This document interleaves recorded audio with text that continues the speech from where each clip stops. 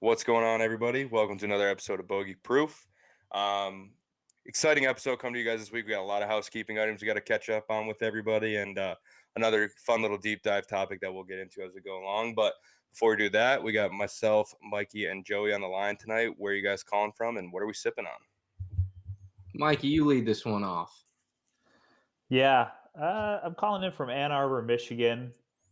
About halfway through, a little more than halfway through my first semester here of grad school. So crazy time, but a fun time, just writing papers, reading, just Brain gains, baby. Brain That's gains. fun, Mike. Yeah, just debunking, illegitimate theories of student development and Hell yeah. all that good stuff. Doing a lot of networking in the intercollegiate athletic space right now. So been chatting with people kind of all the time with my time off, really trying to progress. And also, really the last week and continuing into next week, working with my golf team to chat. We're doing one-on-one chats and, Hell yeah.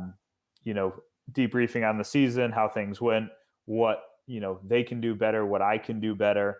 And also kind of building out a portfolio for each player as to the things we're working on from a swing point, and allowing that open line of communication to, just get better as the winter months come along and we kind of hit balls from indoor spaces and, don't get out on the golf course all that much. But drinking a rum and diet Pepsi here.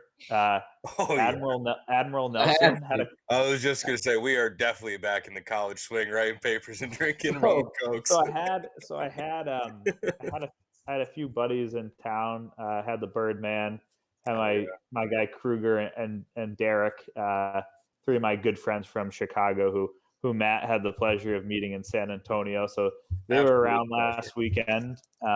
So we had a mini golf weekend and played a couple places. Had some other friends in Michigan, so we went out a couple places, and we just when the guys get together, you get a little degenerate. So sometimes you just need a rum and coke for the energy. Sometimes you just need the sugar. After you, especially like day 2.5 of a boys' weekend, after you had 25 beers the first day and a half or two, like.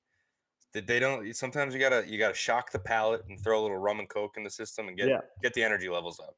Also, there's a lot of disrespect for the Labatt Blues this weekend. The Birdman was referring to them as Molsons, another Canadian beer, but not of the upper echelon where Labatt Blue sits. So we were drinking actually Labatt Blue Lights. There you go. So more Bud Light than. Birdman, he surprises me with his alcohol takes sometimes. I'm not gonna lie. The things he chooses to fall in love with surprise me a little bit, and the things he kind of fights, I'm like, really? Like that's the same thing as the other thing that you loved. But all right, like guy fell in love with like original ranch waters, which are just basically like a Polar Spring, like just plain seltzer, like with vodka in it, but like no flavor to it at all. Like it was like. What do they call those? Like the natural White Claws or whatever they have. Like those are no good. Yeah. Like I get the point of them. Take that extra gram of sugar out, whatever. But like we were basically on vacation in San Antonio. It's like who drinks seltzers with no flavor? Yeah, you got to get a little flavor. You're drinking seltzer already. That's healthy enough. I mean, like at least put a little fruit in there, a little syrup. I don't know, whatever you want to call it. A little something. He also is like pretty early in his job right now, so we were out playing golf on Friday afternoon. And he's just moving the mouse in between shots. Hell yeah. And just like that, I'm back in on the Birdman. That's my guy. But, Joey, what are you drinking? Where are you at right now? Rainy New Hampshire. It's basically the last week here. Then we'll heading home for a little bit. Drinking tonight, boys. It's a nice little party. It's half lemon. It's the John Daly, but I don't know. It's pretty fucking good, honestly. Where did you find? Like, hold that can up a little closer. No. Listen. We sell these in the clubhouse, and as they were closing, they had a bunch of booze left over, so we got some. Those are fucking cool looking cans. Like I've never ever seen anything like that. Party. I mean, it's just a good old classic half and half, 6%. I mean, that's dangerous. Yeah, I was not aware those are available last time I made a trip up to the hill. Dude, I don't know how well they sold this year, but hopefully we have them next year and we'll crush them. Hell yeah. They're Love fucking delicious. But yeah, no, season's winding down and that's that. Getting chilly. It's definitely getting chilly, especially Dude, up in New definitely Hampshire, getting I'm chilly. sure. This But rain and wind has not been helping with the chilliness. no. So I think I got my last couple of reps of practice and my rounds in, and we'll see what the weather brings coming up. But I'll be that here. was great. Yeah. I'm coming to you guys from West Hartford, Connecticut again, as usual. And I'm actually, shout out, friend of the program, TJ, gambling lab guy. I'm drinking a little Wicked Easy Sam Adams tonight. Just one of the cooler cans you'll ever see. I don't know really what goes on with the can, but I'm intrigued by it. I enjoy drinking these. They're nice. Yeah. Got a little bit of an IPA flavor without like every time you drink one feeling like you're like completely full and like need to go to bed. Like they're a little light. You don't get as bloated and kind of ridiculous. It's only like 4.5%, but they do have a little bit more flavor than your traditional like Bud Light or whatever it may be. So it's a good little balancer for me. Do you start talking more like you're from Boston the more you drink with the Wicked Easies? Usually after about 3 of them, yeah, that's usually the number. Yeah, About you start saying stuff is wicked sick and stuff. Yeah. And like, that's a wicked sick can. That's all I gotta say. It's wicked sick. Shout out to the YouTube. Everybody go check out the YouTube. But yeah, so couple housekeeping items we gotta get through. I think first and foremost, technical difficulties with last week's episode. So if you're listening to this one, go find last week's episode out on the YouTube. We were able to get the YouTube up. The podcast it wasn't having it. I don't know, it was too big, whatever. A little bit of a longer episode last week. Got into a bunch of really interesting, cool stuff with Mikey's kind of new adventures he's got going on with grad school and kind of doing some D3 coaching, assistant coaching out there, and definitely an awesome episode and some interesting stuff we covered in that topic and just like how to get better and how to coach golf and like all those kind of different aspects that come into coaching at the Division 3 level. And it's definitely an episode I don't think you guys want to miss. So head over to our YouTube, Bogey Proof on YouTube, and just give that episode a watch, listen, whatever you like. We got everything out there on that YouTube. So definitely want to just make everybody aware of that. And in other news, more, PGA Tour golf stuff. J.R. Smith, speaking of Division 3 golf, taking his chances. I think he's D1. He's D1. He's playing D1. Is it D1? Yeah. They ain't great. They ain't great, but some of his teammates are pretty good. Yeah. Well, either way, I think one, shout out to J.R. Smith, because that is like, I like tip my cap to him for like being humble enough to be a like multi-millionaire for playing in the NBA for what, 15 years probably, from like getting a couple rings, like just obviously like a well-known guy in the NBA, whether it's for like his actual skills or just his antics in general. But like to be able to then be like, yeah, I'm gonna go back to school because I want to play golf, and like to do it all legit and like buy the book, and he's like taking classes, like he's not just he seems to be like trying to make it not about himself on his team too. Like obviously he knows it's a ridiculous situation that he's like putting all these guys in, but like it seems to, like, from everything I've been seeing and reading, like it seems like he's doing it like as like hey, this is not about me, like I'm just trying to have fun and play golf and like see how good I actually am and just like get a better sense from it. But I just thought that was like super cool. And I can't think, like, I don't know if you guys have ever heard of like every once in a while in D3 we had a guy that was kind of going back to school to finish a degree or something like that would be on a team and he'd be a little bit older. But like I don't know if you guys have ever seen or heard or anything like similar to that. At least in golf, I haven't. I don't know. It seems it's like super cool. Obviously, he's a mega celebrity, but yeah, I mean the only slight connection I have to that, when I qualified for the Illinois Open, the qualifier that I played in. So I got in on the number there, and I was hanging around with some of the guys that were on the number or like one back of us, because there was possibly going to be there was a playoff for a final spot. But one of the guys that was on the number with me was a professional hockey player, and then he went back and he was playing. He was 27, and he was going back, and he was a junior at Bradley University in Peoria, Illinois, playing Division I golf. That's so cool. So he played professional hockey for like 5-6 years.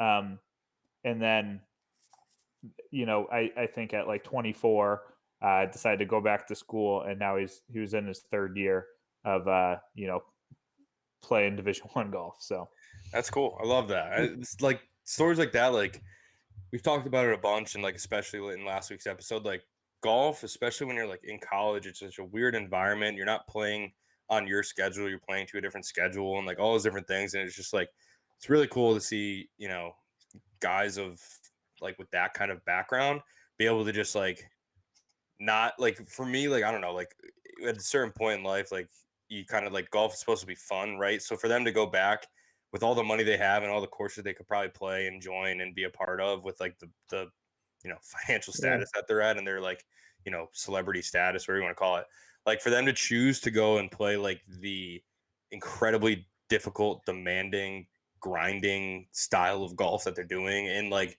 in the team environment and like all these different things versus just like joining a sick country club and like living that life and like spending their money and like playing in club championships and four balls and member guests and whatever and like doing it that way.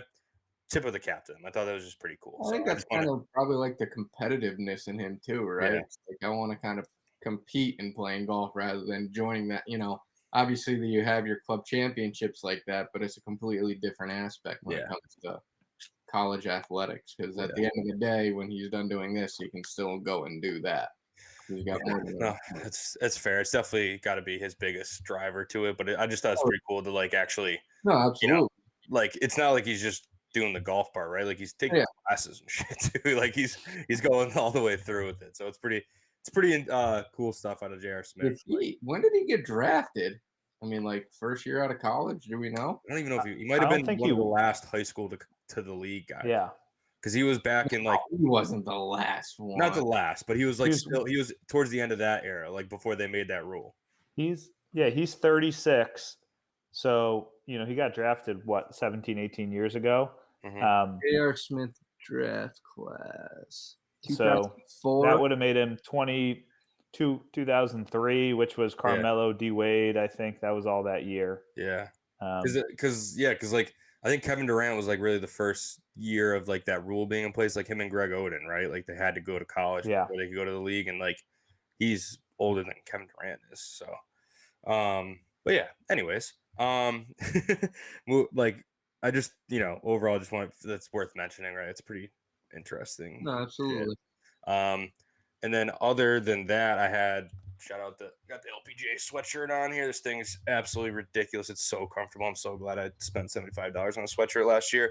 But Jin Young Ko is just an absolute killer right now. Killer. Like an absolute killer. Like 4 of the last 7 dubs, like, and not weak fields. Like the LPGA Tour is still like running hot. Like their tour championship, I think, is in 2 or 3 weeks.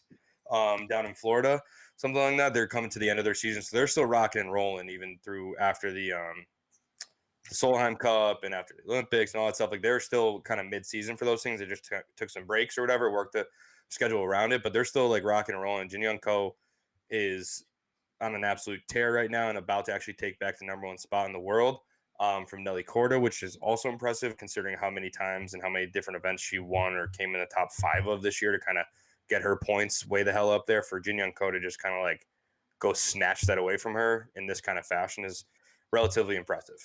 It's like some serious, like, I can't think of a time outside of maybe DJ at the end of 2020 going like 4 of 7 in starts besides like the cat back in his prime.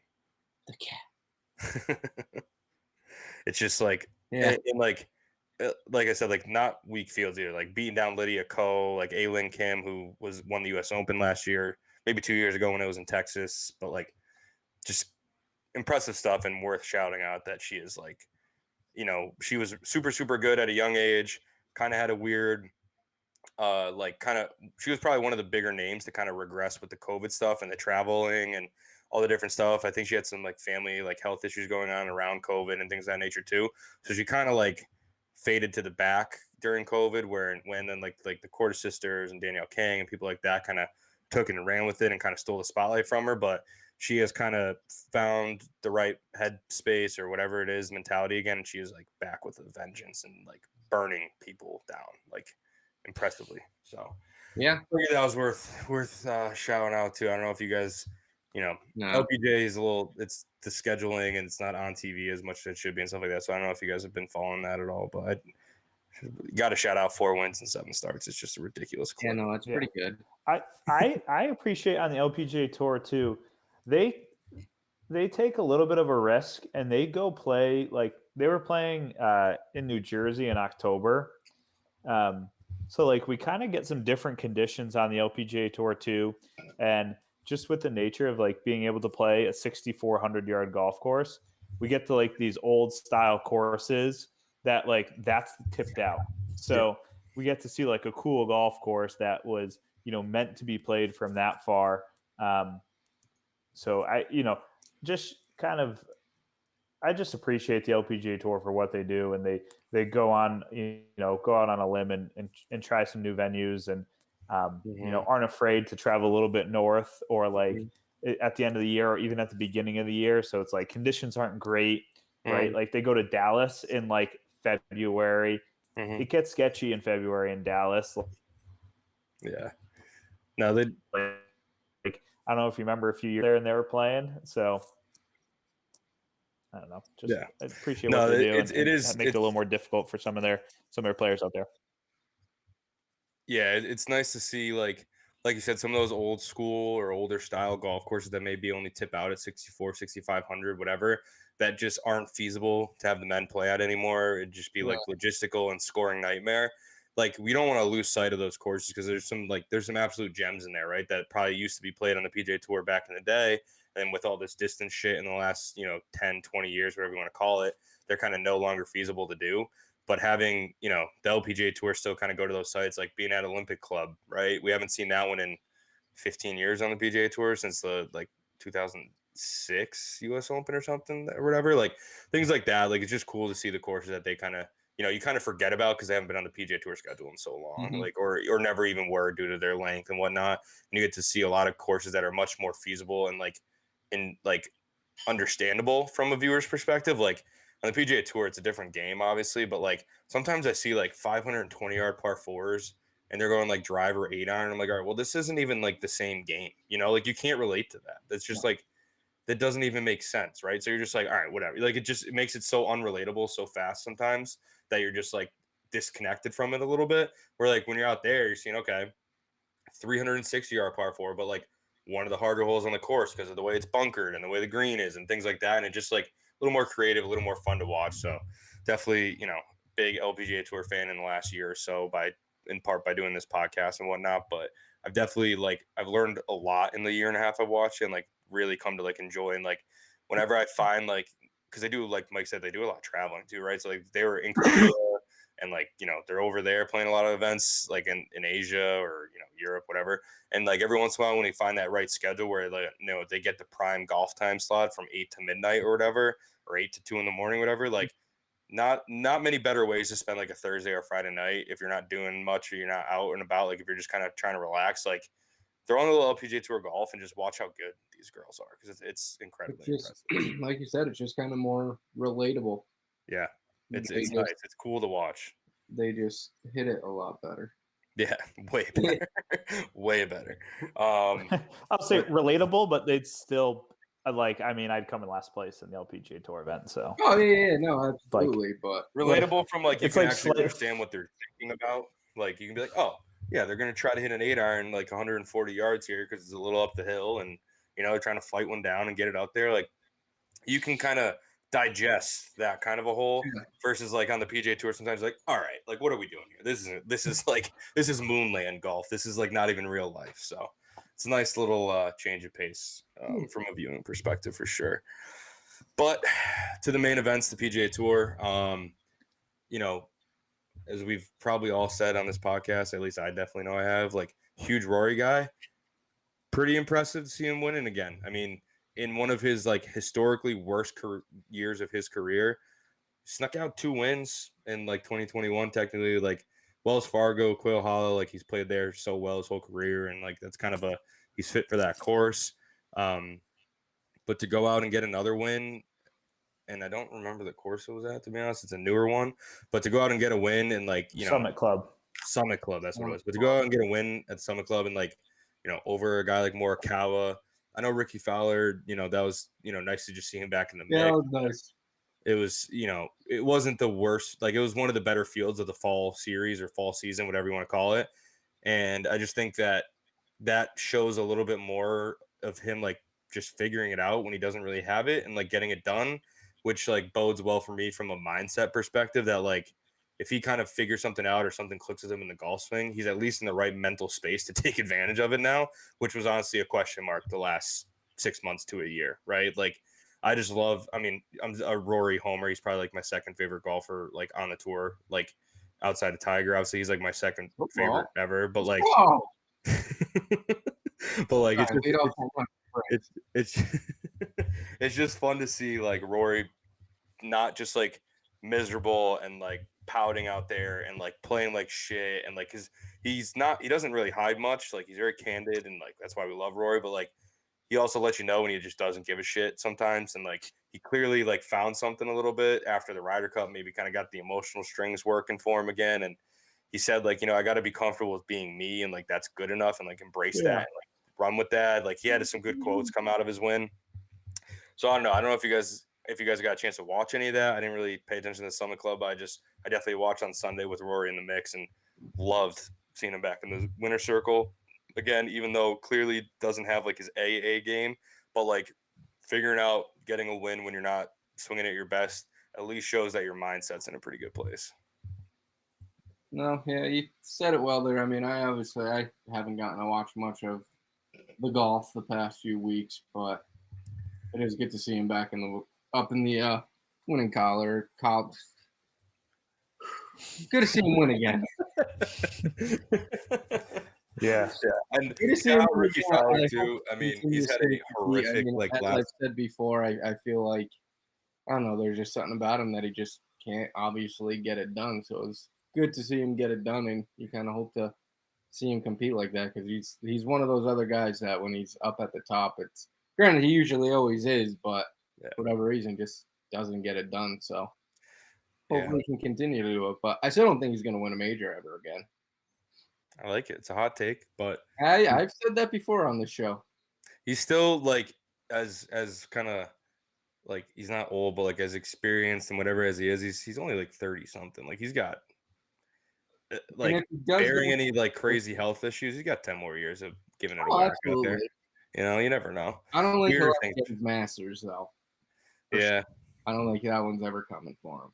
Yeah, it doesn't really putt too well there, so it's an issue. But clearly got some demons there too. I get to get a pick right on the show anyway, so I want to shut me up about that. Yeah, that was fair. Yeah, I was impressed by Rory's play. I like the golf course. I thought it was it's a perfect fall series golf course. Like, it's not too difficult. We're gonna see a bunch of birdies. What do you end up? It was something stupid, wasn't it? Say that again. What did he end up finishing? It was something stupid. I think he won at 25 under. Yeah. Yeah. So it's like, it's crazy, when you got 30, 40 people shooting, 10, 15 under plus, it's not too difficult of a golf course. Conditions were perfect. There was no wind out there. Definitely, I don't know. I actually had to watch quite a bit. I think with being a fall series event, it really wasn't on major TV. It was mostly on Golf Channel. So kind of just watched that, honestly, Golf Channel for the majority of the time. And because they showed most of it on Golf Channel, they replayed it on Golf Channel too, because they had rights to the whole thing. Yeah, they just kept running it. So they kept doing that. Couple people stood out to me. We're going to have Eric Van Rooyen is going to have a good year on the PGA Tour. Taylor Gooch is going to win on the PGA Tour this year. And yeah, those are two takes. Also, outside of PGA Tour golf, Corn Ferry second stage went on this last week and a half too. Mm-hmm. So was kind of keeping an eye on some of that stuff too, because that means a lot for Corn Ferry school are just fucking ridiculous, man. Like, I know they're not playing the 7,200 yard courses. Sometimes they are, but it's just like not the most difficult setup or conditions, whatever it is. I don't care. Like the scores of like how deep these guys could take it in those 2 to 3 to 4 day, whatever, depending on the stage that they're at, like events is just it's silly. Like it's just honestly like it's one of those things where like, I saw, a week or two ago, like Zyre Golf had this post of like if you had 5 years, Is that how you say unlimited that? funds, and like, no job to do, like could you like make it on PGA Tour? And it's like unless you're starting at a point where you are like a incredibly competitive, really good, like true scratch golfer, like I really don't think it's possible. It's like not a money thing. Like you can obviously like if you have that unlimited time and money, you get all the coaches in the world you want, you can hit all the balls you want to do. Like there's just something like they're shooting 25 under. Like they can hit whatever shot they want. Like there's a mental aspect to golf that like you can't just like throw money at to fix, right? Like you have to have the right mindset out there, the right approach out there, the right like mental strength to deal when you get shitty bounces, like stuff like that. That it's like I don't care like how great your swing is, like you're gonna hit a bad shot every once in a while. Like Mhm. things are gonna happen out there that are like out of your control, and like how do you deal with that, or like how do you deal with pressure, right? Like you can't just throw money at something like pressure and like be good at that all of a sudden. Like there's just so much more to it that like I really like truly don't think like you unless you're starting from a point where you're like, played some serious Division 1 golf probably, or like really high level D3 or D2. Like you probably like I don't care 5 years, like it's just not long enough time. Like you need to like it's not just about like fixing your swing. There's more to golf than that. And like Corn Ferry School to me just shows like how difficult that path is to get there. Cause like you can't just show up and have a good swing and like wing it out there. Like they're shooting 26, 27, 25 under in these like 2, 3, 4 day events. And it's just like I don't know. Like if you're a scratch golfer, you're telling me you're gonna go shoot 6 under 4 days in a row, like no fucking chance, like golf's like so much harder than people I think realize, obviously.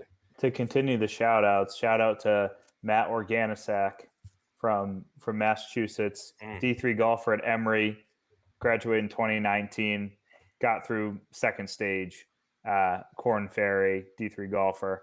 hell yeah. Pretty freaking good. The guy's like 5'5", 140 pounds. He must putt the life He, out of the ball. yeah, I remember, I mean, he was always a really good player, and he actually won the state am after he graduated college. So, like, That helps. that should give you an idea of. And he beat Nick Macario, who went to the semifinals in the U.S. Mid Am this year. So, like, he can play. So pretty cool stuff. But yeah, a local kid who I've played it in some tournaments against, and obviously I've played a national championship against. So good stuff out of him. It's impressive stuff. It's golf is just so hard that like people at your local club who are like sub 3 handicap, we'll call it, and think they got it figured out and can hit all the shots. Like you're like 7 shots a day worse than the guys that are like Yeah. grinding to get a chance, like like it's just like the levels that you have to be good at to get through mini tour, through Canadian tour, through Latin America tour, to get to Corn Ferry Tour, and then to get to Corn Ferry Tour and get through that to get a PGA Tour membership or even a partial one or whatever it is. There's way more levels to it than people think. But Absolutely. the final shout out before we get into some PGA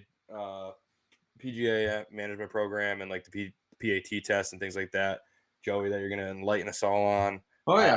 Shout out to Hideki winning in his home country at the Zozo.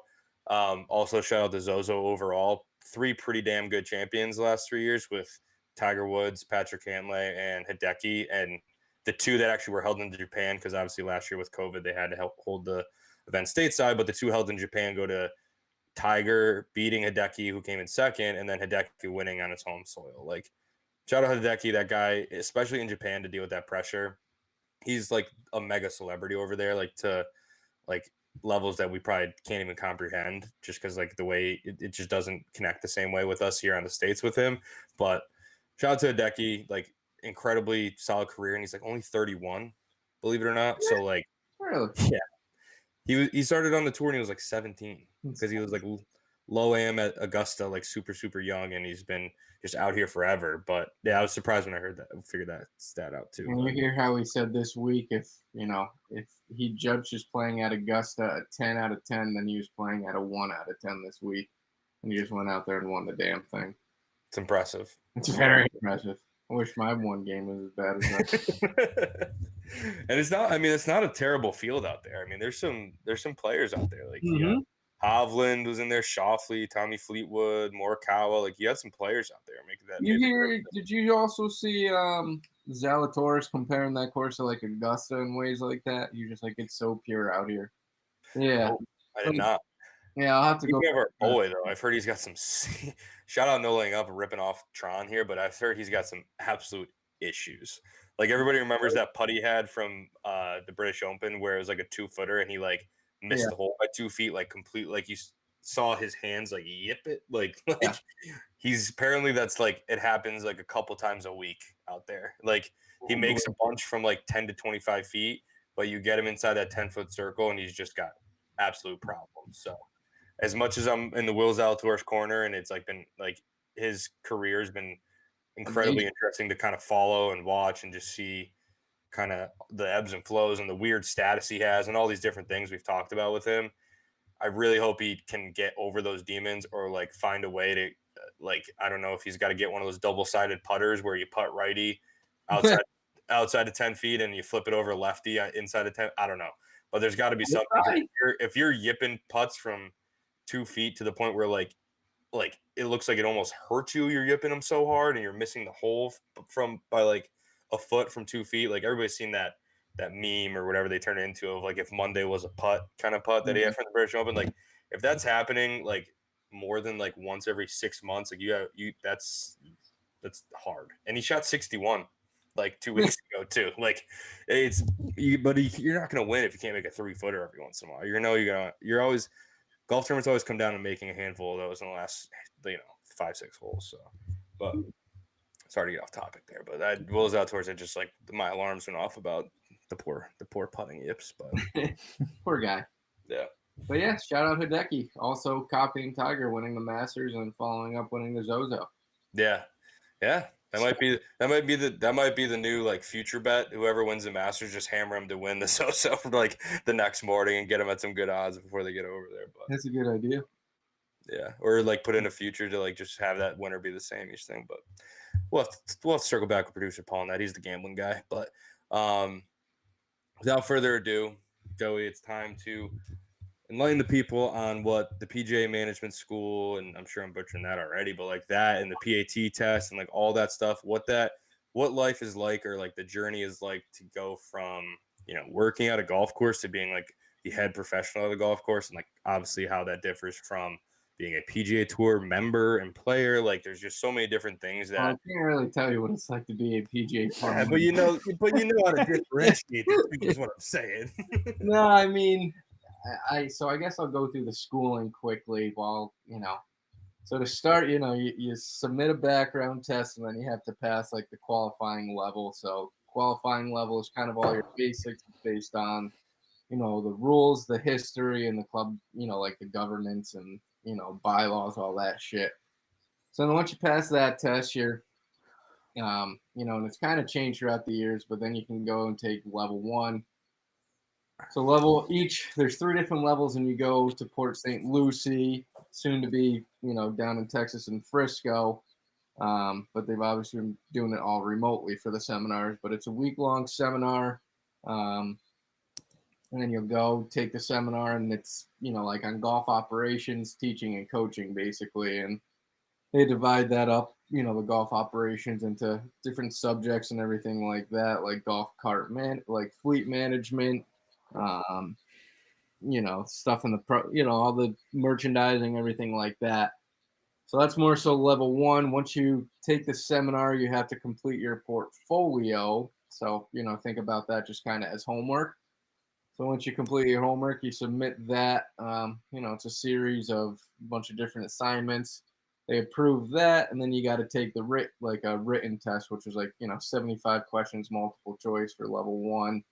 And then once you do that, you're good to go on to level 2. So I think they recently changed this, but you could, you know, in order to start level 1, you had to shoot at least a qualifying score on a PAT. So you had to be like within 10 strokes of, um, what the passing score was. Hmm. If you do that, you're able to at least start your book work. So that was what I was able to do because I've taken my PAT 3 times. The first time I took it, I, obviously didn't pass, but I really don't think I was ready for it.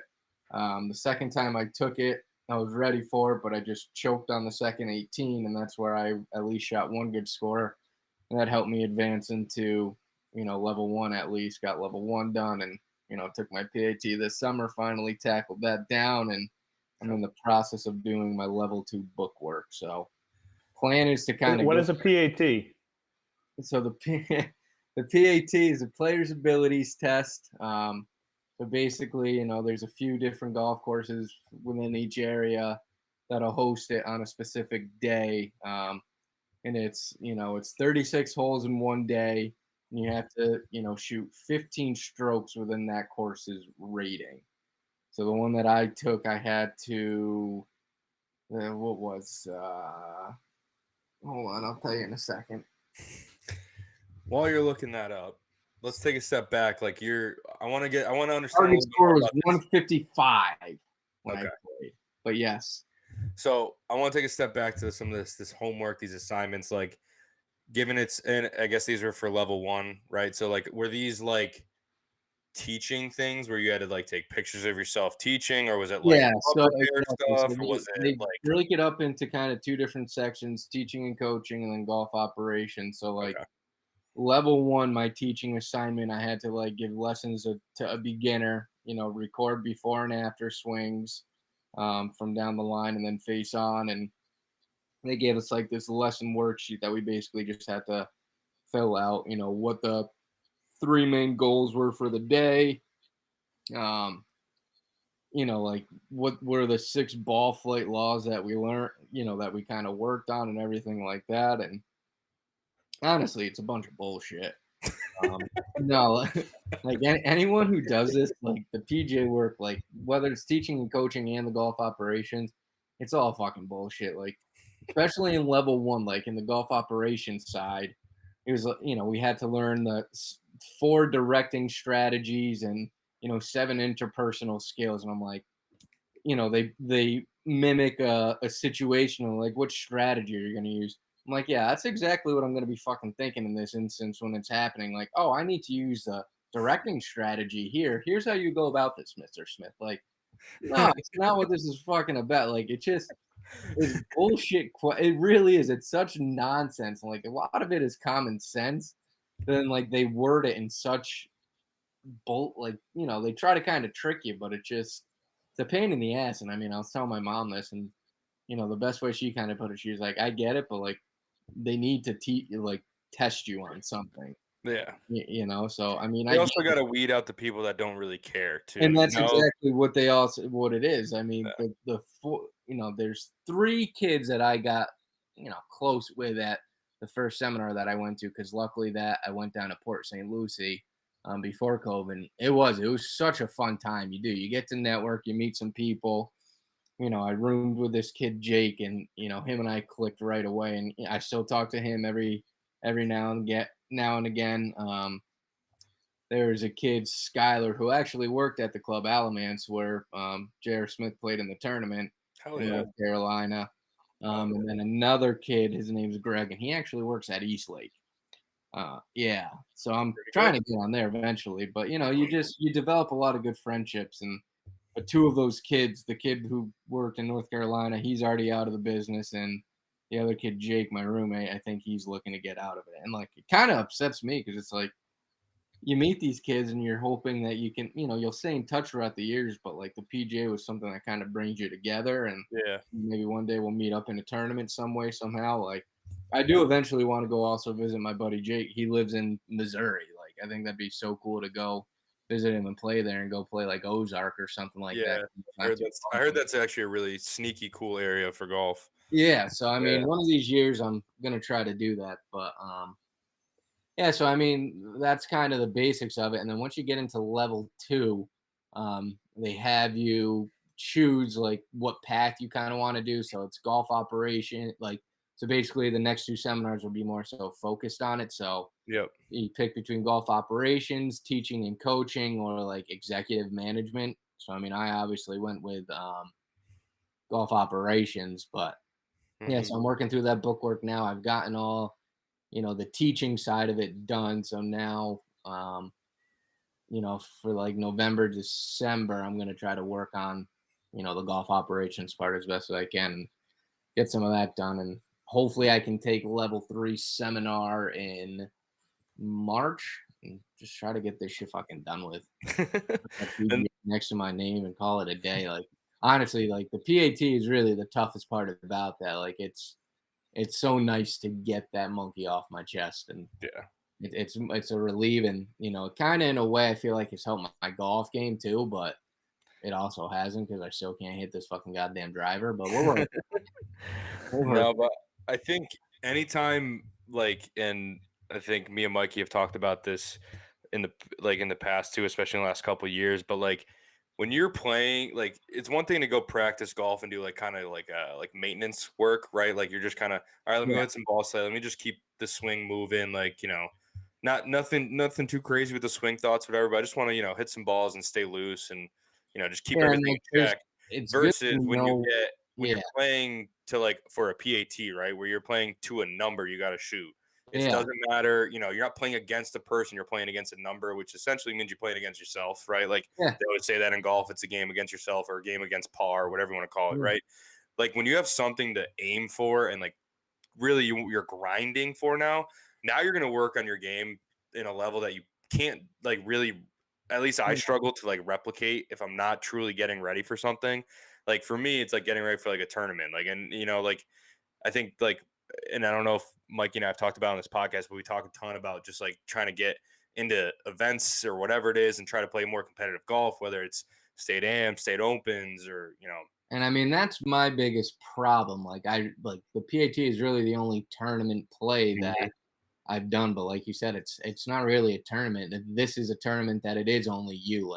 Yeah, I don't give a shit about the other field. I'm only worried about myself. And hit that number. Yeah, but exactly. I mean, like my mindset going into it, like I mean, like we kind of talked about it. It's kind of having a game plan, and my game plan was don't hit driver. Like it, hmm I knew it's been a problem for me, and I know that golf course very well, and I know there's good places to miss it, but like it's not a long golf course. If I know I can put myself in the fairway and have an easier shot in, like why wouldn't I yeah, do that? And that's what I continue to hmm do, and like that's what I kind of, like I use my driving iron off the tee every single hole except par threes, obviously. And right, that's kind of like my fairway finder. And for a while, I kind of lost it because, I don't use it as much here.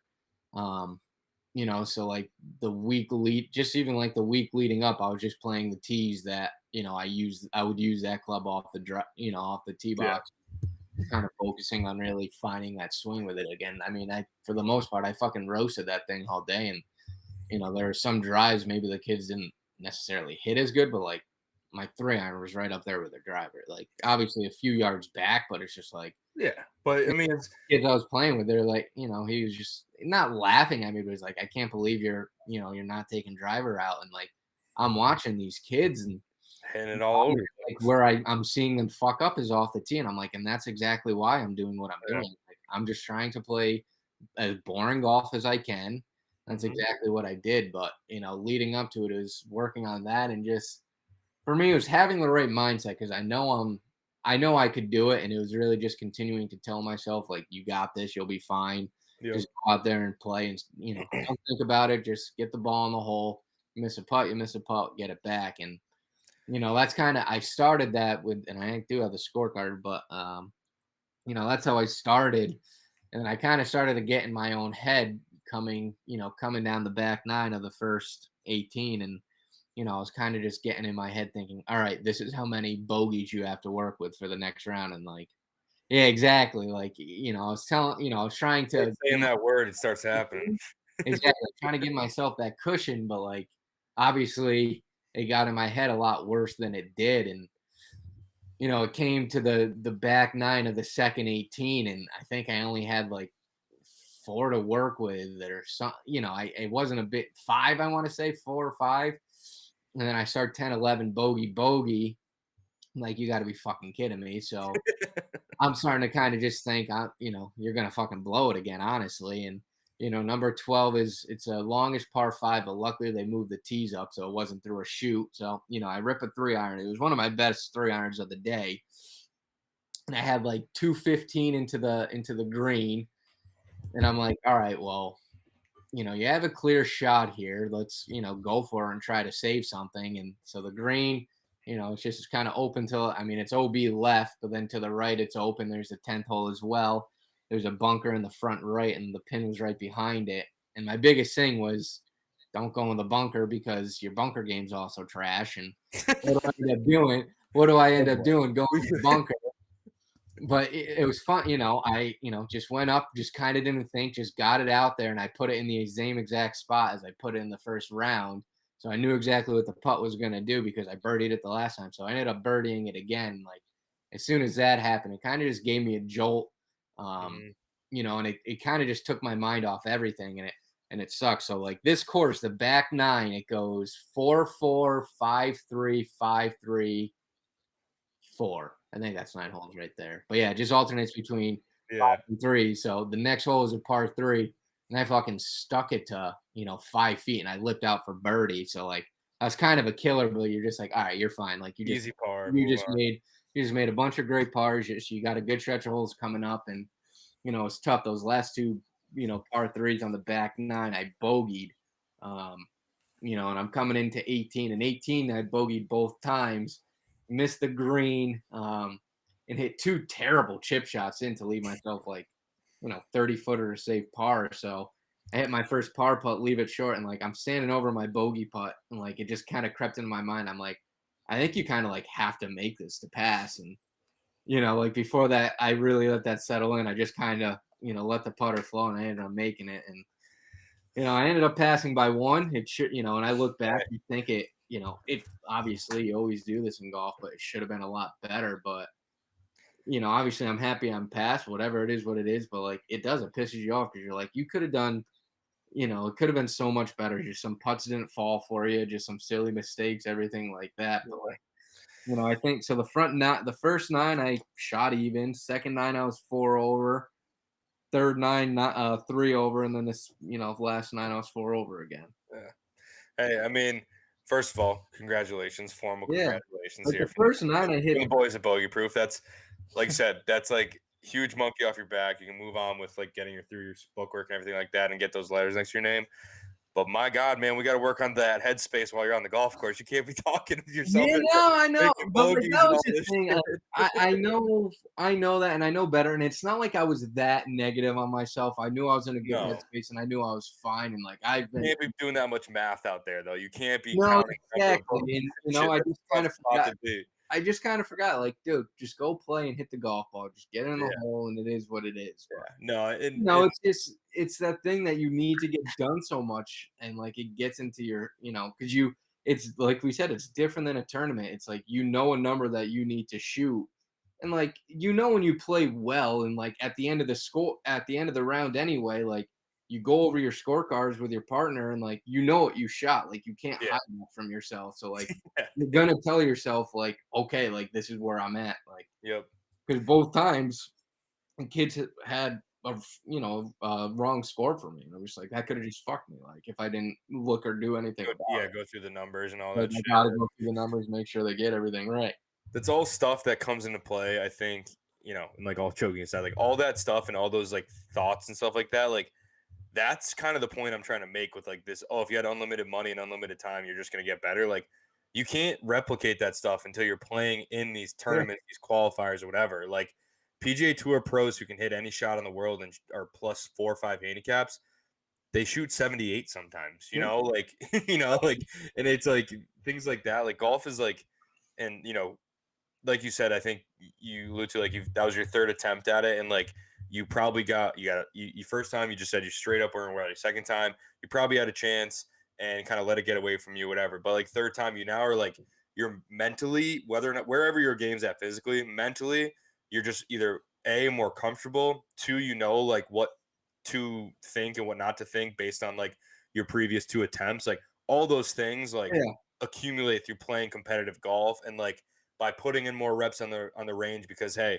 I played in, on my second attempt, I was playing well, but I sucked here and I got exposed, right? So I go back and I work on that or whatever. Or like you said, I was hitting the driver like shit, it's out of the bag. Like just to have like the mental like commitment and like things like that to do that, like that's like the part of golf that like and like I said, your playing partners or whatever you want to call them, like they're out there like being like, really, dude, it's like a 600-yard par five. You're not gonna hit a driver here? It's like, no, because I'd rather be like maybe 10 yards in the rough than like out of bounds and hitting another ball. Like Exactly. And like I even like I said, I know that course well. I'm like, you like even when it is all the way back, driver really isn't necessary at all. Like, they're like number 9 is literally a wide open par five. And like I play the front 9 the night before just to kind of prepare to make sure, hey, I can get away with 3-iron. And I was thinking, all right, maybe number 9 is a hole you take, you let the big dog eat a little bit. And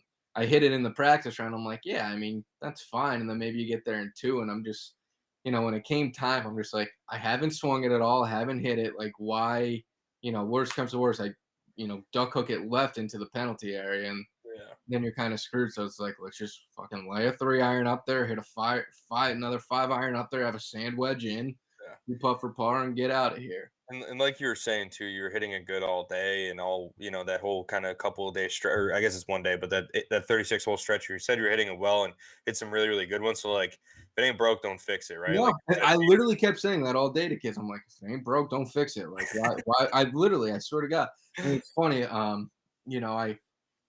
What was it? The first 18. So one of the kids backed out in the group in front of us. So we had a foursome. So one of the kids went into the twosome to make a two threesomes. But he was saying it, so he was in the first group I played in. We were on that 13th hole, that par 3, and I hit it well, but it came up short. I didn't hit it that great. It was a little more into the wind than the second time, but he kind of just said you remember how Tiger was like, the wind doesn't affect my ball. Yeah. He said, dude, you hit it so pure, the wind like just doesn't do anything. I'm like, dude, I wish that was the case. It made me feel good that some kid just watching me was like, dude, you're hitting it well. I'm like, yeah. I mean, obviously I had my bad shots and like the 17th hole is downhill par 3 that I didn't hit the green on once. Like it's just such an easy hole and there's water right, but there's bunker left of the green, but it's just such an easy hole for me right there and just didn't work, but whatever. Scraped it around. I mean, I overall putted okay. Like I don't think I had any 3 putts. Yeah. Which is always good to eliminate. That's huge for the overall score aspect, but there's nothing about playing golf under pressure that's like easy. There's just a different, like you just feel differently than you do when you probably go and play after work one night at Baker and you go run around and play 6 holes or whatever. Like playing golf under pressure, especially like personally, like in a PAT mind, like kind of situation for me, like that'd be a little bit weird for me too, just because you inherently, the numbers. So you're always going to be, all right, I'm here. I got to stay here. I got to go here. I got to do that. So it's a weird environment mentally anyways to be kind of comfortable in.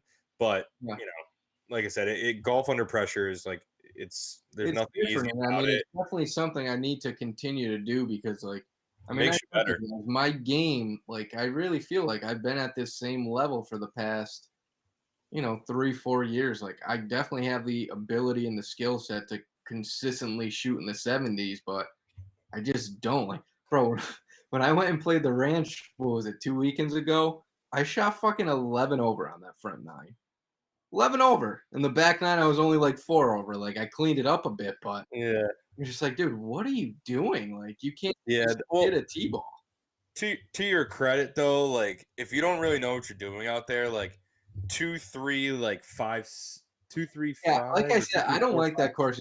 Those are the easiest doubles in the world if you don't really know where you're going and you just kind of hit it and you're like, oh, well, this is a ridiculous dog leg that I had a 10-yard window with the club I hit, so I probably should hit a 6-iron The to the left. greens were ridiculously slow for that place too when I played too.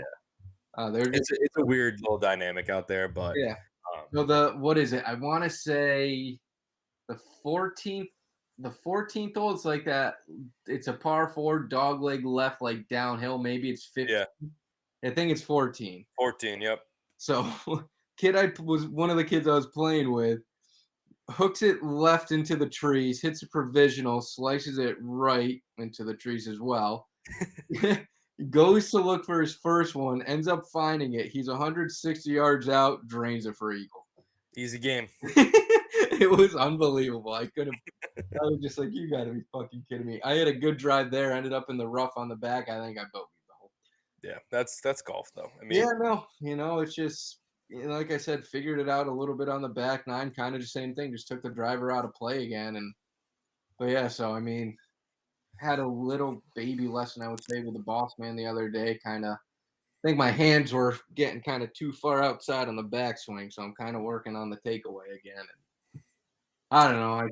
I mean, the irons aren't the biggest problem. I'm not releasing it as well as I used to, so I'm trying to find that again. But I yeah. don't know. Well, I mean, Golf. if you're not hitting the driver, you're probably like, you're a little, like, I don't know if tentative is the right word, but you're probably just a little half steery, even if you don't think you are, or you're not No, like, exactly. And I mean, the biggest thing with my swing, I am steep to the ball.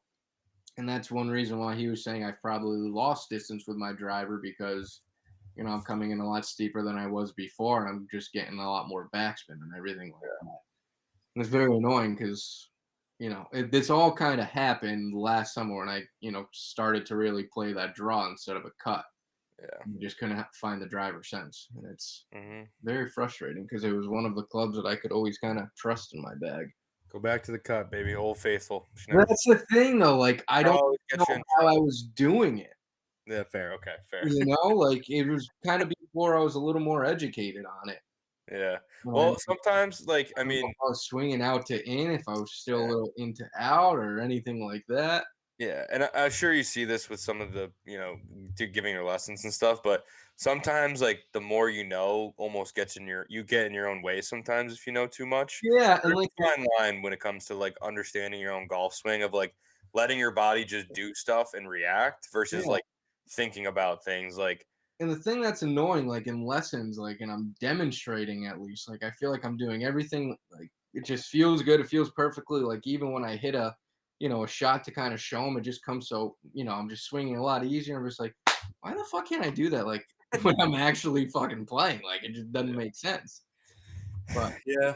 it's a grind. We'll get there. I know I've got the potential to be a lot better than I mean, the thing I say is I'm a lot better than I play, or I'm too good to be this bad. Yeah, that's what it is. Literally, like I mean, the to your like credit though, I mean, you've been playing golf at least seriously for what, 6, 7 years? 6 years, I want to say. So you got time. I mean, No, I know, but beauty of golf is you have the next 20 years to perfect. the thing that's frustrating is like I play every fucking day. Yeah, but like But do you? But do you, Joe? Play Do you for play for every the day? most part. For the most part. But like that's the thing. I don't play 18 holes nearly as much as I need to. And that's a big problem I think with me. I play like 10 full rounds a year. You don't need to be cranking out 18s. You Yeah, got to but be like with me, the other Fontaine, thing you is played when you go out 45 and play rounds this 9 year. holes Settle by this down. year. This year I played plenty because there's like a whole there's more this year. But back when I was at Twin Hills, only played in tournaments and like the 9-hole specials every night, like throughout the week. But like that's the other thing though. Like it's a different game. Even like I'll go out and play with my boss after work for 9 holes, and like it's a different game when it's that or like when you're going out by yourself and playing 9 holes. Yeah. Like And I think that's like part of like playing in those PATs, like as obviously they're incredibly serious and like you're a stepping stone in your career and you're trying to, get all these letters and get from level 1, level 2, et cetera, all this stuff.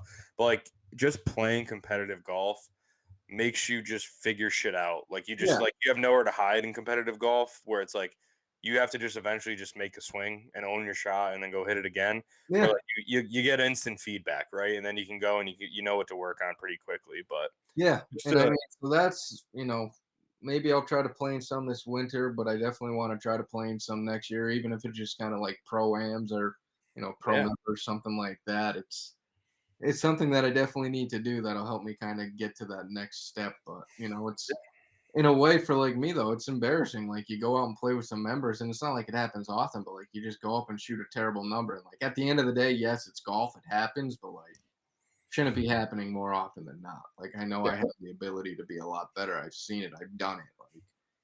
Like it's a matter of consistently doing it now. And like we said, a lot of it is between the ears, but I A lot try of golf is. positive as I can be, but when you can't get off a fucking tee box to save your goddamn life, you kind of want to just jump in the pond and drown. To your credit, Sure. too, like your Baker Hill, if like that's, I don't know if that's like always where you play. I know you play a few different spots around Yeah, there, but but typically. I mean, Baker's not like the easiest driving course in the world by any means. Especially when you're hitting driver, like there's not a lot of room out there, and like it's I mean, it's severe. big fairways. You just can't miss them, or you're Well, fucked, really. exactly. Like you can't like because like sometimes I mean like to your point, it's between the ears. Like half of golf is just the confidence to think you can pull off the shot you're trying to hit.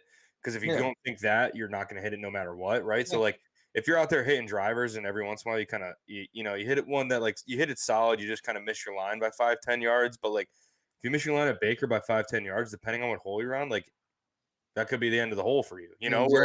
like, if you do that at other places, like, hey, I'm in the rough or whatever, but I'm fine with that, and then you keep that confidence going, whatever, like things like that. Like that's how dumb this game is. Like something as simple as that situation I just explained can like change the day for you with a driver. No, Like exactly. if you I'm at start the the first couple holes and like you hit a couple of those where it's like at Baker, okay, I just made two doubles because I hit them in these like tough fairway bunkers, or I hit them like down in the trees on two there. Like I hit it down, like a yeah, couple like that, and all of a sudden you make doubles. You're like fucking the driver, god damn it. But like if you're on a different hole or a different course or whatever, like you're maybe in the rough a little, or even like if it's depending on the course you're at, like you could probably still be in the fairway, and now you're rolling, right? Like you're like, all right, the driver's cooking today, like we're good to go. It's just like something like that is like can make a I'm big almost difference too. like I might honestly, like unless I start hitting it better, but like hole number 8, I don't even think I would ever tease, especially all the way back, or not all the way back, but like all the way back. I don't even think driver is necessary. Like I think that's still a hole I can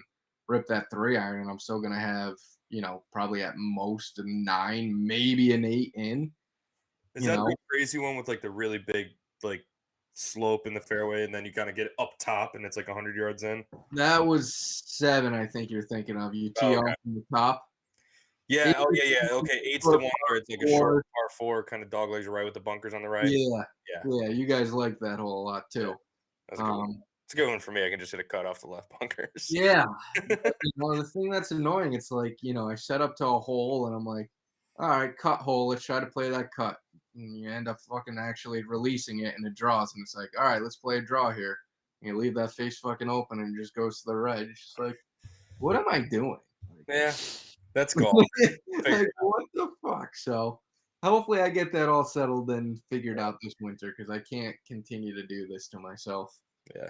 Hey, we'll sometimes we talked about Jordan Spieth. Sometimes just gotta take a break. Just give it a Yeah, rest. and this is You got that's your PAT done now. Maybe you just kind of take a little hiatus, focus on some other shit, come so back with, kind of you start don't even from know if ground I'm zero again and build it back up. But you don't back even to know. close the loop on the PGA school and things like that. Like, Yeah. so right now you're in level 2 doing your book work, and then In level 2 doing the book work. The goal is to, get the book work done very, very soon. And then hopefully take the test and pass it on my first time this time around, but we'll see if that happens. and that test is written again, or it's another PAT. No, only one PAT, so All it's right. just another written test. So I don't know if I'll have to go into like a testing lab or if I can take it at home again. Hopefully I can just do it at home. Um, but if that's, past that and then sign up for level 3 seminar. Word, and then like level 3 is like your final thing. You gotta go through seminar and then books and like the whole thing again with the tests, similar to kind of level 2, just obviously different material. Yeah, But and then exactly. once you're through that, like you're Then I got fully licensed PGA PGA next month, professional, boy. good to go. Yeah. Yeah, and then All right. obviously, once you have your membership, you kinda you pay annual dues, which is bullshit, but that is what it is. But You annual get some dues, decent perks out of it, Joe. You get to play a lot of pretty sick golf courses once you get those no, extra no, days. I know. And then you also have to get like MSR points and credits and stuff like that, which I don't know as much about, but I'll focus about that on that Yeah, when let's get there. Let's get let's there. get What, there, and then I will. Joey, when can we play in a pro-am together? I don't know. Do I actually have to be a pro, like a PGA professional? That's that's the other thing. Like, Well, I don't know as much. I don't think so. I don't think so. But you need to find a workaround where you can play with people that aren't part of your membership. Yeah, I'll see if I can do that. Like, That would be awesome. We go to Nebraska playing some fucking pro-ams. I just want yeah, to, I love Nebraska. dude. I love I want to go. Did you see the guy from Sugarloaf? He went on a 3-day Nebraska trip. Like, I am very, very, very tempted to try to do that. Not Joey. this- I think Joey. I think you should come to Michigan next summer. Dude, I can't in the summertime. Like, that's when I'm busiest. Like, I literally can't get like. Joey, we'll play 54 holes in one day, and then All you right. Well, can if we fly do back that, I home. can maybe do that. No, that is a tough do that. thing though. Like, obviously summertime, that's grind time, and I'm the guy. Like, I can't really be gone for a long stretch of days. And it was funny. My parents booked like a week-long vacation in somewhere in New Jersey. I forget where. And they like asked me if I could come, and I was looking into. I'm like, that's a fucking 7-hour drive. Like, and I can maybe get 2 days. work one morning, take the next day off, maybe get the day after that off. I'm like, I can't do that. Like, that's Yeah. just way too fucking much, guys. I'm sorry. Plan a vacation closer to me. I don't know. Hey, like you said though, I mean, you're in the thick of it right now, right? Between you're getting your PGA schooling shit done and the book work and all that done, but you're also, you're working your way up, right? Like you're becoming the guy, like you're in line for some pretty big stuff up at Baker, so it's like No, I really am. Like, you'll be able to hit those vacations down the road, right? Like well, like that's the only tough thing. Like, obviously, the summertime, it's going to always be tough for the most. I mean, at least to get a week off. Like, yeah. my perfect world, if there's an open weekend, like end of September, Mm-hmm. hey guys, like, if I can trust my staff, it's like, look, I'm gonna take a 4-day vacation, go on this little golf trip. Like, Yep. I think you can hold it down. But that'd be the benefit once I'm, kind of finally up here year round. Then it's kind of 6 months on, 6 months off. But Yeah. and then I can, do some southern destinations and everything like that. Cause like, I mean, obviously it's not prime season, but like, isn't Pinehurst technically open year round? Oh yeah. Yeah. Right? Like, you can, Pinehurst is pretty sweet in some of the yeah, not as sweet months up here. yeah. So I mean, there's definitely some options for me, and I'm looking forward to it. But I mean, I really do think I have a very, very good opportunity here, and I don't see myself leaving for quite some time. But Yeah. I don't know. Mostly time will tell. We got some shit going on, so Yeah. Love to hear it. yeah, we out here grinding. Here's what it is. Well, Yeah, no, it's a back pleasure to to talk Florida. about. It's an interesting little angle. I mean, I'm sure a lot of our listeners and followers on Instagram or whatever it may be, like, probably don't know a lot about like what it actually means to become a PGA professional and like essentially run a golf course, give or take, right? Especially if you're in the golf ops side, like you are. Like, there's a lot, It's a like lot, bro. there's a lot of steps to that. There's tests, like not only playing tests, book work, like all sorts of different things you got to get through. So There's it's not as much of the social life as you would like, which kind of stinks. But like, at the end of the day, you gotta love it, and yeah. hopefully I do, and I'm at a really good spot that makes me love it, and kind Mhm. of appreciate where I am. But it is, it's a tough business, and it's not for everybody. Yeah, it's a lot of hours. I mean, It I is. never I was, I worked at a course all through high school and I definitely thought about it just because of like my love for golf, but I quickly realized my love for golf is in a different form than it Well, takes to like, get through the like I just love playing it and competing, but I also in that aspect like I like doing that on my own terms yeah, almost. Like, I'm not like a I don't want to play golf every day just to play golf, like yeah. so for me like being at a golf course and I always found that like when I'd be working there, like I was able to play for free, like free greens fees, right? Like I was able to play for free when I was working there, and I just found myself the second I was on my shift, even if I worked the morning and I was out at noon, I was running home. I was like, I don't want to be here anymore, like, and I And always like that's that. That like scared me away. I mean, it's a different. I think it's a little bit different when I'm in high school, so like I'm leaving to go hang out with my friends or whatever, like probably Yeah. a different time in life. It's like, okay, like I got nothing else to do today. Like I can go and play some golf, right? But And that's something like I've found as I've kind of gotten older, like, especially down in Florida at Naples Lake, where like like it's a different job, but like days off, granted, it was also 40 minutes away, like 30, 40 minutes away. And it's like, nah, it's the last place I want to go on my day yeah, off or anything like that. But like, yeah, and I mean, it's the same thing here. There may be some nights where it's just like, all right, maybe you just take the night off, but I do try to play or practice in any way afterwards. But there's some days where you're just like, man, I just want to go home. But then that's the thing. It's like I find myself coming home and then doing nothing. I'm like, probably should have just like stayed in practice and work on your game a little bit. Like, yeah, what else are you gonna do anyway? it's tough, But sometimes exactly, you just kind of even because like that's the other tough thing. Even on a day off or when I'm off work, if I'm playing or practicing and I'm on property, like I'm still at work. Like you're gonna be doing stuff. You're gonna find something that needs to get moved, something that can be cleaned up, something that can be, help out here and there, whatever. There's members are always going to be around asking me questions and everything like that. yeah. So, No, that's kind of often thought about just trying to join one of the, kind of lower end golf courses here. Cause like there's a couple near me that they're good layouts. The conditions aren't great, but it's like, it'd be good just to, go over there after work in shorts and a t-shirt and just kind of play mess nine around, holes and make it mess fun around. again. Yeah. Yeah. So Uh, it's not you serious. know, I don't know. We'll see. golf is it's an incredible, it's a beast in many ways. Both like, it's just such a fine line of how to enjoy it, how everybody, there's so many different ways to go about it. That's just a never ending Yeah. thing. I But mean, I guess, yeah, that was the other thing. Like when we were in school, obviously I kind of wanted to more do something with baseball. Um, and then I don't know, like I kind of got the golf bug and was just like, maybe we do something in this. And then I stumbled upon this kind of career path. And I mean, like me, like I couldn't do what you guys do. Like I can't really sit inside an office all day. Like I like how I yeah, get to be outside and do all that. And, yeah. like I said, if this all pays off at the end of the day, I'm going to have a, job that's 6 months on and, not 6 months off, but 6 months off basically. Yeah. So, No, it's interesting stuff, and I appreciate you, giving the listeners some details and kind of walking them through the process of it all, because it's something that I had a little bit of an idea of. Like I kind of knew there's a PAT and things of that nature, but I wasn't no professional on like the logistics of it and how it all works. But it's yeah, no, good so stuff. I mean, overall, it's not easy, but it's easy. And I don't know how else to kind of put it, but it's tedious and it's annoying. Like I said, Yeah. just the questions, you're just like, you got to be kidding me. Yeah. Why are you wasting my time? And it's And let it's me tell you, a one of those seminar things that's, like, online from like 8 to 5, not fun, and you're not in fun. front of a fucking computer, awful, Yeah. absolutely awful. Like I can't even pay attention as it is, and like you want me to just sit in front of a computer and like be able to take notes? Like no, that doesn't work.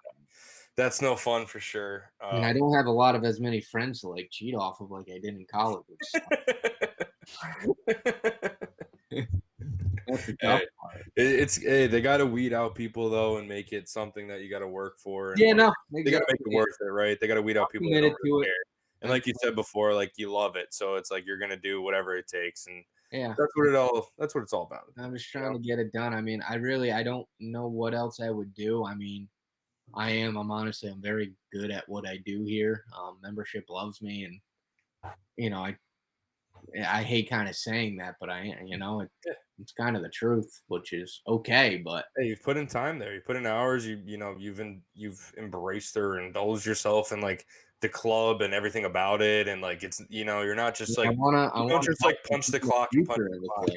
again. Like you're in there, you're involved, you're interactive, whatever you want to call it. A bunch of different words you can throw at it, right? But like you took it on and had the right attitude about it, and that's kind of Yeah, I mean, and that's why you're going to be in the position you're in the position you're in, where you have like this opportunity, kind of in the future. you're getting there, right? Like it's on the horizon, we'll call it.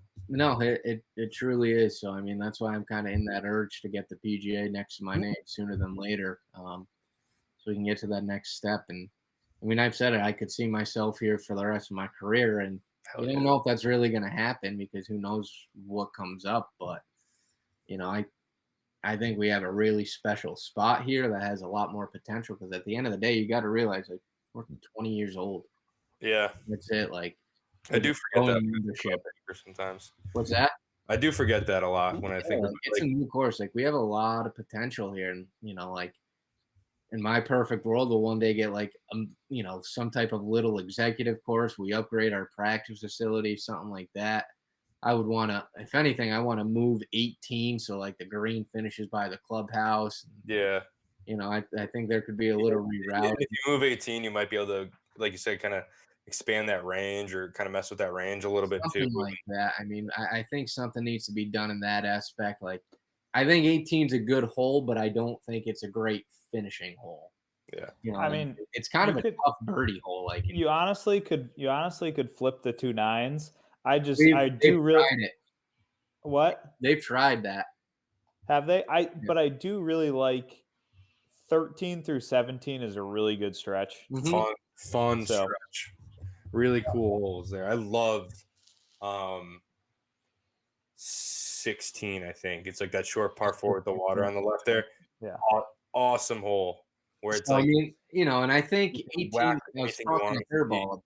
Yeah. I was talking to Hairball about it. We were talking about 18 years. Like, if anything, like if you really want to try to move the green up by that clubhouse, it's like you just kind of have to make a little short dog leg hole, like because I was like, it's still going to be a tough birdie hole because it is all uphill.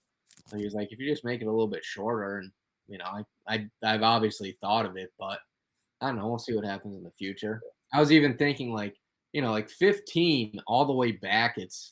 I mean, it's a very not easy, but you can get there in two if you get a good enough drive, and It's not an easy second shot though. It's not like necessarily, no, exactly. But I was just thinking like we have room. We could expand it, like just kind of lengthen the tees a little bit just to make yeah, it a bit of a longer par five because it's not like there's much undulation to that hole.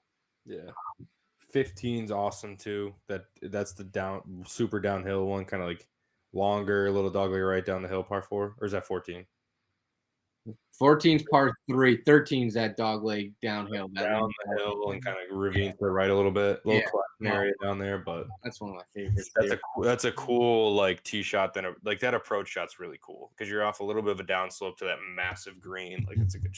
And like that, and that's a hole. Like it's a par four that, you could have 200 yards in one day, and the next day you could be 150. Like yeah, it all depends what the wind's doing, what slope you hit. yep. It's a good hole.